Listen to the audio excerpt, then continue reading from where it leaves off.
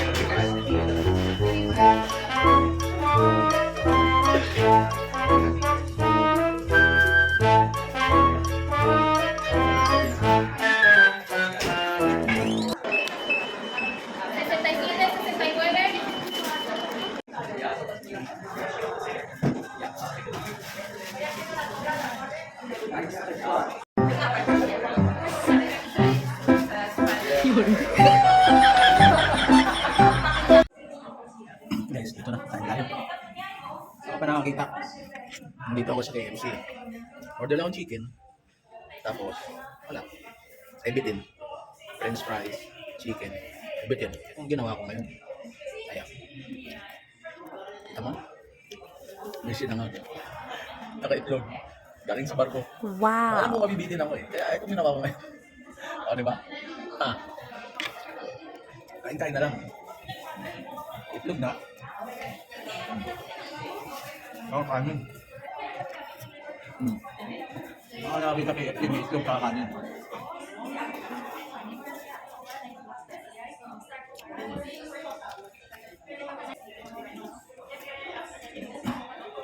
Ito ang best friend ko. Ito nagdala ng kanin at itlog.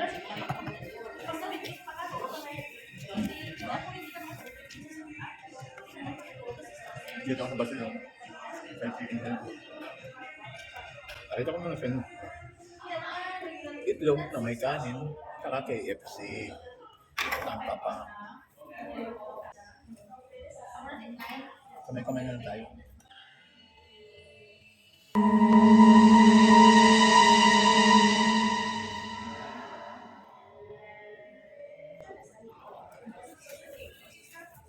Ano pala pag nila pa ng dito? French fry. Buti lang tao ngayon. Kaya solo ko yung KFC.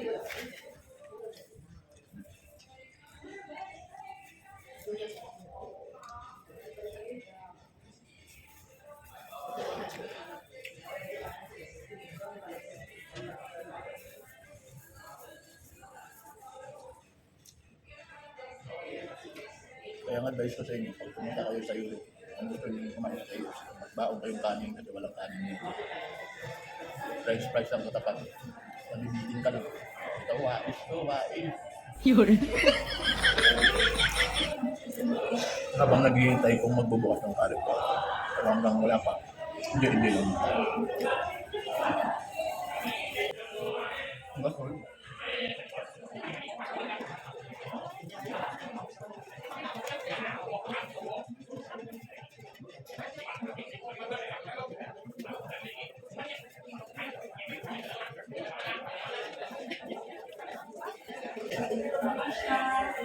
Dito pa ako sa kanan ko. Dito na ako dala ko ng kanin ah. Okay na rin. Ito may yung magbaon ng kanin. Pagpunta kayo ng mga ganito kay Ito McDonald. Kaya gutom ko. Biting ka sa ilawdan mo. Hindi magbaon ng kanin para sa mga. Balik na ba? Tulog na lang.